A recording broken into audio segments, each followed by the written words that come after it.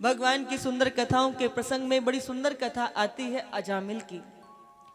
बंधुओं, अजामिल जो थे वो बड़े प्रतापी, बहुत पुण्यात्मा, भजनानंदी जो थे वो ब्राह्मण थे। इधर उधर सर्वत्र बड़ा भ्रमण कर करके सेवा कार्य किया करते थे। एक बार वह मार्ग से निकल के जा रहे थे तो उनकी दृष्टि एक वेश्या पर पड़ गई। वो वेश्या किसी पुरुष के साथ में विहार कर रही थी। जब अजामिल की दृष्टि उस पर पड़ी तो इनके मन में उस वेश्या के प्रति बड़ा आकर्षण पैदा हो गया। ये दिन रात उसके रूप का चिंतन करते रहते। अब इधर क्या हुआ कि ये उस वेश्या को किसी भी प्रकार मना करके अपने घर में लेकर के आ गए। पूरे क्षेत्र में इनकी बड़ी थूतू हुई, अपकीर्ति हुई। धीरे धीरे लोगों ने इनके साथ में लोग व्यवहार करना छोड़ दिया। अब घर परिवार का भरण पोषण कैसे करें? तो इन्होंने क्या किया कि रात में चोरी करना प्रारंभ कर दिया। अब ये रोज रात में चोरी करने के लिए जावें, जो कुछ भी मिल जाए उससे लाकर के अपने घर में भरण पोषण करने लगे। धीरे धीरे ब्राह्मण अजामिल से क्या बन गया? डाकू अजामिल नाम प्रसिद्ध हो गया। इनके घर में कई इनके बालक बालक पैदा हुए।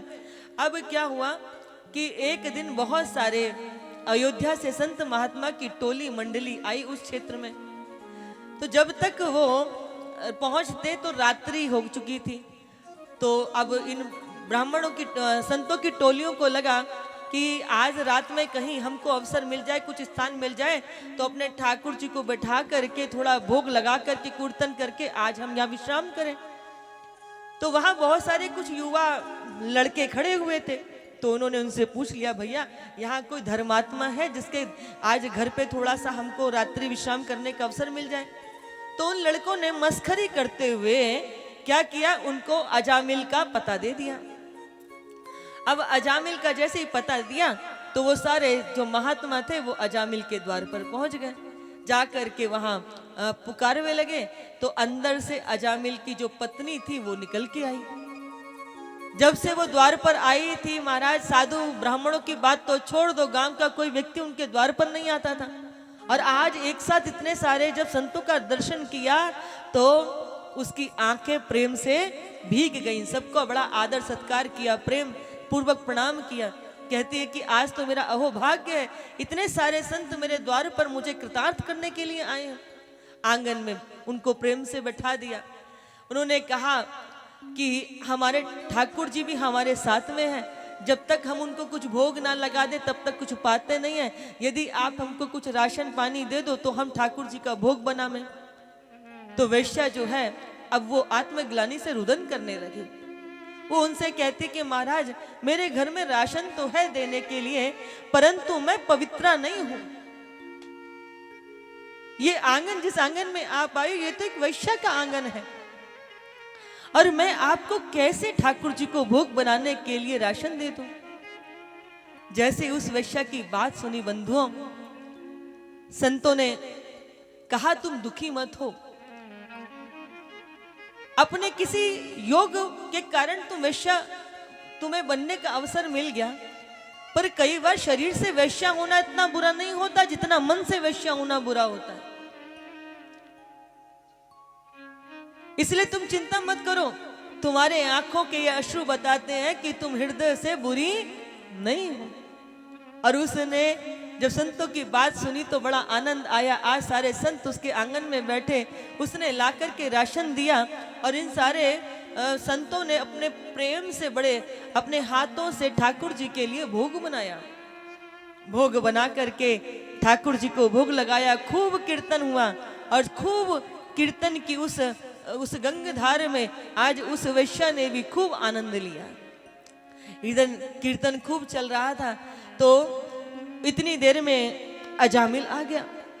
अजामिल ने जैसे इतने सारे ब्राह्मणों को अपने घर में संतों को देखा, इसका तो माथा टनक गया कि तुम्हें भीतर किसने आ दिया, यहां से निकलो। सबके सब फटकारने लगा। इतने में वैश्या अंदर से बाहर आई। उसने कहा ये क्या कर रहे हो? आज कैसे कैसे तो हमारा भाग्य उदय हुआ और आप घर पर आए हुए ब्राह्मण संतों का अपमान करते हो। अपनी पत्नी को जब बोलते हुए देखा तो अजामिल शांत हो गया, क्षमा मांगी है। अब क्षमा मांगी उनसे खूब, तो फिर महात्मा रात्रि में विश्राम करने लगे। भोर हुई, सब स्नान इत्यादि करके अपनी आगे की यात्रा के लिए जब जाने लगे तो जाते जाते सबको आशीर्वाद देने लगे और वह वैश्य बार बार उनको धन्यवाद देने लगे। अब ये सारे महात्मा सोच रहे हैं कि इसने हमें अपने घर में रात में रुकाया, हमारा स्वागत किया, अपने इतना प्रेम दिया हमको, अब हम ऐसे तो नहीं जा सकते ना, जरूर हमें इसका उद्धार करना चाहिए। तो उन्होंने क्या किया, उस वैश्य से कहा कि तुम अपने इस पुत्र का नाम नारायण रखना। वैश्या बड़ी खुश हो गई, जैसा आपने कहा मैं वैसा ही करूंगी, और उसने अपने पुत्र का नाम नारायण रख दिया। बंधुओं, वो उसकी सबसे छोटी संतान थी, और आपने देखा होगा कि घर के अंदर सर्वाधिक यदि किसी से प्रेम होता है तो या तो वो बड़ी संतान होती है या छोटी वाली होती है।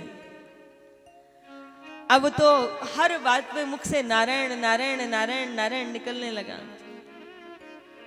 अजामिल प्रत्येक बात पे नारायण पुकारा करे। अब इधर क्या हुआ कि धीरे धीरे समय व्यतीत हुआ। कहते हैं कि जब व्यक्ति के पाप पूरे हो जाते हैं, घड़ा भर जाता है, तो फिर समय भी आता है। आज यमराज के दूत अजामिल को लेने के लिए आए, और जब यमराज के दूत अजामिल को लेने के लिए आए तो अजामिल घबरा गया। अब घबराहट में वो क्या करे, तो हर पल जिसका नाम मुख से निकलता था अपने छोटे पुत्र को ही पुकारने लगा नारायण नारायण करके। अब जैसे ही वो नारायण पुकारने लगा, तैसे ही भगवान ने भी अपने दूत भेज दिए कि जाओ, मेरा कोई भक्त मुझे पुकार रहा है। अब इधर यमराज के दूतों में और भगवान के दूतों में, दोनों में आपस में झगड़ा होने लगा। यमराज के दूत बोलते हैं हम इसको लेके जाएंगे क्योंकि हमारे स्वामी ने आज्ञा दी है, इसका समय पूरा हो गया। भगवान के दूत कहते हैं कि हम इसको जाने नहीं देंगे क्योंकि ये हमारे स्वामी का नाम पुकारता है। तो वो कहते हैं तुम्हारे स्वामी का नाम नहीं, ये तो अपने पुत्र को पुकार रहा है। बोले पुत्र को पुकार रहा हो या भगवान को पुकार रहा हो, नाम तो हमारे नारायण का ही ले रहा है, इसलिए हम जाने नहीं देंगे। ये चर्चा जो थी ना, वो अजामिल सुन रहा है। भगवान के पार्षदों ने जाने नहीं दिया। नारायण बोले कि चाहे इसने किसी को वही पुकारा हो, पर पुकारा तो नारायण ही है ना। बंधुओं, भगवान के दूत ने अजामिल को जाने नहीं दिया। आज अजामिल का हृदय पश्चाताप से भर गया कि मैंने तो पुत्र मोह में पड़ करके अपने पुत्र को पुकारा था। अपने पुत्र को पुकारने पर भगवान के दूत आ गए मेरी रक्षा करने के लिए।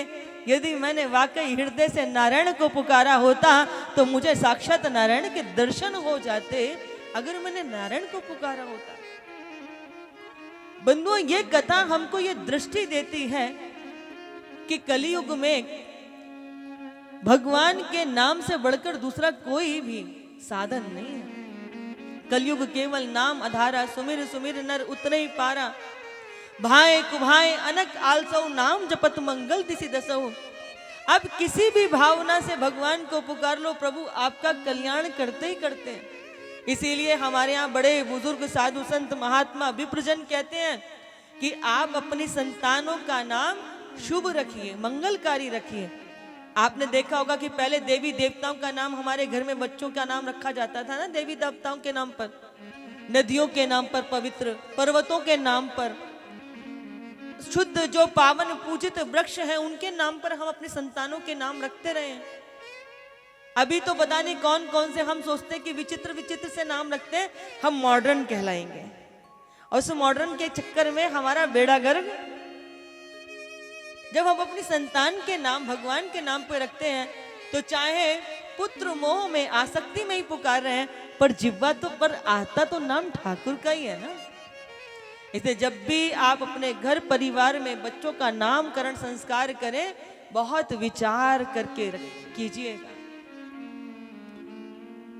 नाम संकीर्तनम यस्य सर्व पाप प्रणाशनम, प्रणामो दुख शमनस्तम नमामि हरिम परम। भगवान के नाम लेने मात्र से जिह्वा पर व्यक्ति के अनंत जन्म कोटियों के पाप दूर हो जाते हैं। ये जिह्वा रसना पावन हो जाती है। जाने अनजाने में इस जिह्वा से हम कितने पाप करते हैं, झूठ बोलते हैं, अपशब्द लेते हैं।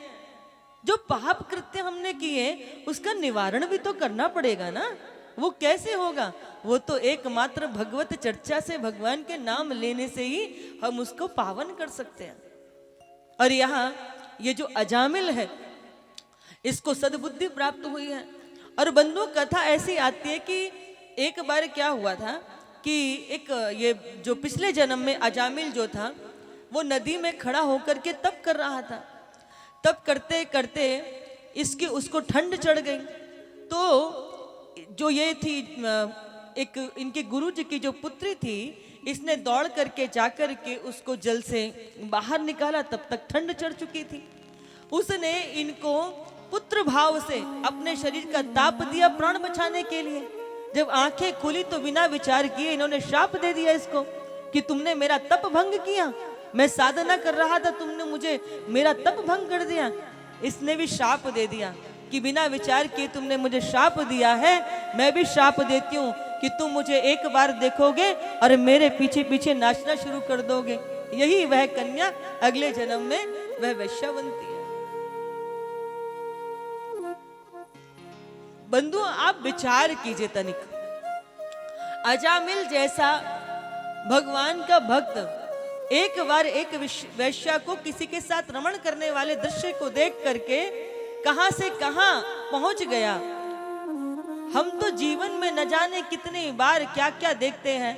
हमारे जीवन में उन गंदे चित्रों का, गंदे दृश्यों का कैसा हम पर प्रभाव पड़ता होगा। इसीलिए हमारे यहाँ कहते हैं भद्रम करने भी शृणुयाम देवा। हमारी 80% ऊर्जा जो होती है वो देखने में बीतती है। जो हमारी ऊर्जा होती है ना, वो 80% किस में जाती है? देखने में जाती है। इसलिए शुभ का दर्शन करें। हमारे यहाँ सबसे ज्यादा यदि संतों ने किसी बात पर जोर दिया है तो किस बात पर दिया है कि संग। संग कैसा होना चाहिए? अच्छा, शुभ। आप जैसा संग करते हो आपके ऊपर वैसा ही उसका प्रभाव पड़ता है। आप सुंदर संग करोगे, सुंदर विचार आएंगे, सुंदर विचार आएंगे, सुंदर क्रिया होगी, सुंदर क्रिया होगी तो जीवन अपने आप ही सुंदर हो जाएगा। भगवान के भजन करने मात्र से अजामिल का उद्धार हुआ।